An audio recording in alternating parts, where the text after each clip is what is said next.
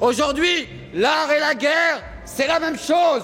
Des festivals comme celui-ci proposent les dernières poches de résistance qui soient à l'éventualité d'une prochaine guerre ou de la croyance en la démocratie. Vous allez faire comme tout le monde dans ce pays. Commencer l'exposition par la droite pour finir par la gauche. Posés sur les ailes d'un albatros, ils érigent des tours de force, grattant le ciel pour voir sous son vernissage des éclats d'indigo, dessinant des portraits d'union, collapsant les égaux. Ici, c'est leur pays.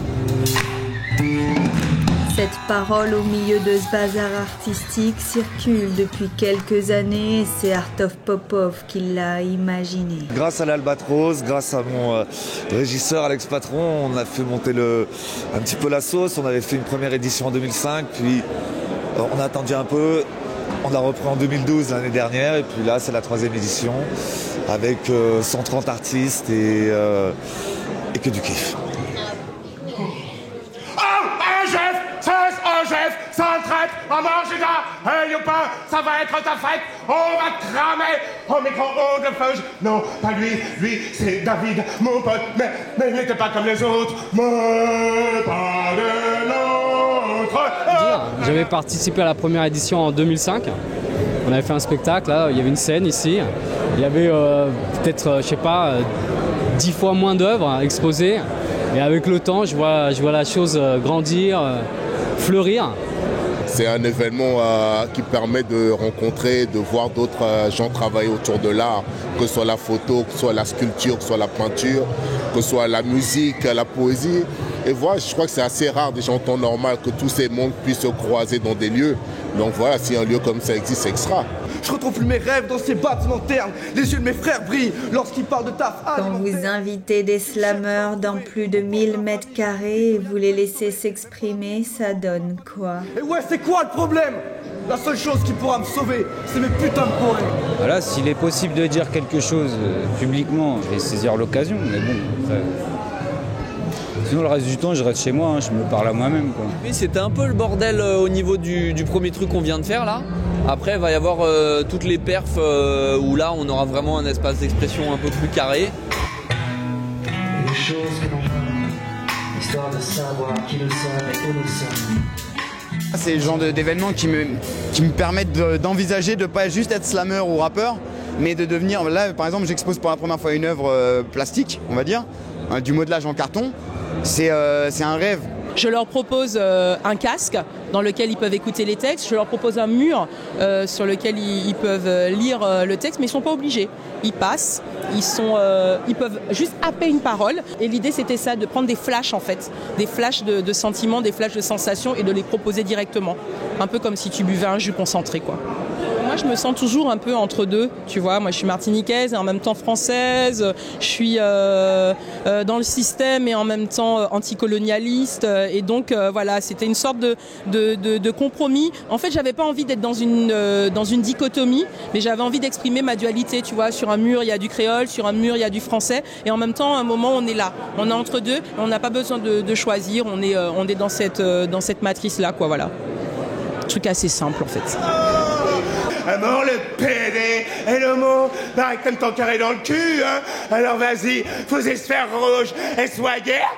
Non, pas lui, lui c'est Bernard Roger, mon pote, mais il n'était pas comme les autres. Pas de l'autre. Les idées ont germé, témoignent du champ des possibles, jusqu'à rendre compte également d'une même démarche entre art et poésie de rue. Le point commun, c'est que c'est un art spontané. Voilà.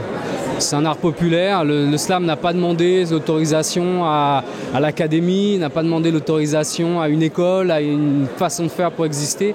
Et le graphe, le street art, c'est pareil. C'est un mouvement spontané dans lequel chacun est à la fois acteur et spectateur. Le truc que moi j'aime dans le slam, c'est que t'as pas besoin d'être artiste 5 minutes avant pour le devenir 5 minutes après sur la scène. Donc il y a un côté art immédiat et art disponible et accessible qui se retrouve aussi dans le street art. Si les outils se distinguent, le même moteur créatif demeure. Étonnant. Voilà tous ces artistes réunis et de cette rencontre apprécions le résultat, concrètement.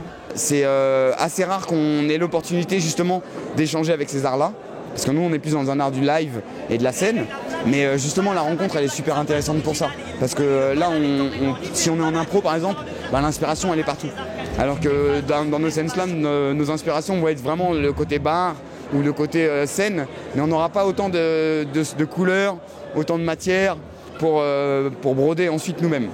Et quand on a en plus des textes déjà écrits qu'on va balancer ici, ils vont trouver une résonance dans chaque œuvre.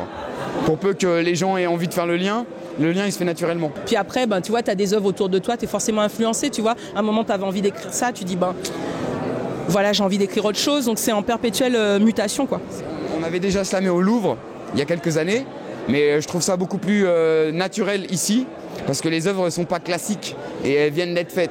Il y a un côté éphémère, il y a un côté direct, que par exemple dans des œuvres classiques comme au Louvre, on n'avait pas. On posait devant des toiles de Goya ou quoi que ce soit, mais c'est pas des gens avec qui on peut slammer, ou on peut discuter, ou on peut payer une bière. Tu vois, donc là on a cet avantage d'être que des artistes vivants, ce qui est cool déjà, et enfin on espère le rester. Et au-delà de ça, il y a des vraies réponses qui se trouvent. Plus vivant, tu meurs et tu ressuscites sur scène, laquelle a été animée par Yo et ma gueule et gentiment mise en dessin par les précieux Yaskifo et Pease. Parfait pour poursuivre l'aventure sur ce terrain. Ces sous-couches se mélangent pour créer des espaces et des espèces protéiformes, comme on va essayer de vous faire tout à l'heure sur la scène slam, où des graffeurs vont répondre aux poètes en direct. Он молчал не в попад и не в такт подпевал. Он всегда говорил про другое. Он мне спать не давал. Он с восходом вставал, а вчера не вернулся из боя. Face au souci, j'ai pris la fuite, tout envoyé chier plusieurs fois de suite. J'ai même tué mon chien. Oh, une femme, elle meurt la femme, salope, elle meurt la salope. La trace, le sol, l'espace, sue et souffre et frappe le temps, élève-toi le ton, la voix, le point, la ligne. GHIPA est parti des... Bomba neutron, bombache, Magnum musique, Kalachnikov, cocktail molotov, plastique, fusil automatique léger et pratique, spécial conflit ethnique. Tous attendent le jour de fête, y'a pas de story du père Castor, le quotidien est vraiment casse-tête. On rêve d'un décor pastel, on sait que ça ne réglera pas tout. On reste des enfants de l'Occident qui chient dans l'eau potable. La scène slam de manière générale et Trait d'Union en particulier nous invite à nous questionner sur l'utilisation de cet espace public, sur notre positionnement face à l'autre, celui qui passe par là, celui qui écoute. Ça demande un lâcher prise aussi. Voilà, il faut accepter d'être ballotté aussi un peu, de ne pas être le centre de l'attention et finalement que ce ne soit pas quelque chose qui te gêne, mais quelque chose avec lequel tu évolues, quoi. Un environnement que tu intègres. Quand c'est pas résonne sur la dalle au loin, c'est le chant des sirènes qui t'interpelle. C'est la mise en danger, le fait que c'est pas forcément attendu par les gens qui sont là, qu'on vienne et qu'on s'exprime. Ils sont plus là pour regarder une exposition. Et du coup, nous, on vient perturber un petit peu le protocole habituel. C'est-à-dire que dans les musées, c'est assez fréquent qu'on nous demande de garder le silence. Ici, on n'est pas dans un musée. Et en plus, on nous demande surtout pas de garder le silence. J'ai toujours, moi, aimé travailler avec ce public dans un principe d'accroche directe et de communication qui est souvent sans référent. Voilà, l'écoute, elle est à un autre endroit. On ne vient pas juger dans un cadre, on vient juste se laisser surprendre ou pas. Souvent, c'est cette qualité d'écoute que j'apprécie. Ouais. Dans ma langue, on dit qu'il faut que tu dois être derrière parole, il faut que tu sois debout derrière ta parole, il faut que tu sois bien dans tes baskets, dans ta parole. Donc à partir du moment où ce que je dis, je l'assume, je suis bien partout. Il n'y a pas d'endroit de prédilection. Ça peut être dans la rue, ça peut être dans un musée, ça peut être devant des politiques. Et alors, j'adore être devant les politiques parce que c'est là que je peux vraiment leur lâcher tout ce que j'ai envie de leur lâcher, qu'on n'arrive pas à leur lâcher, nous, Domiens, à travers le peu d'espace de parole qu'on a, le peu d'espace d'expression.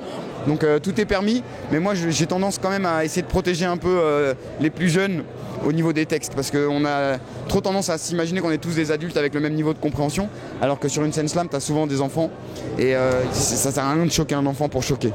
Les politiques, au contraire, eux, on a besoin de les choquer parce qu'ils ne le sont pas assez, quoi. Ils sont dans leur tour d'ivoire, ils ne se rendent pas compte des implications de leurs décisions sur nos vies quotidiennes. Donc vas-y, là au contraire, j'en mets 2 couches.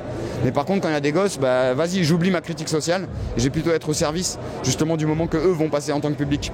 Mais voilà, ça dépend. Parfois, on a les politiques et les gosses. Donc là, dilemme. Les portes de l'Albatros se sont refermées et ont clos la parenthèse offerte par Trait d'Union. Les piétons passage ont pu apprécier la création en marche et en marge, pourvu qu'il soit encore possible de s'exprimer sans que notre parole soit neutralisée.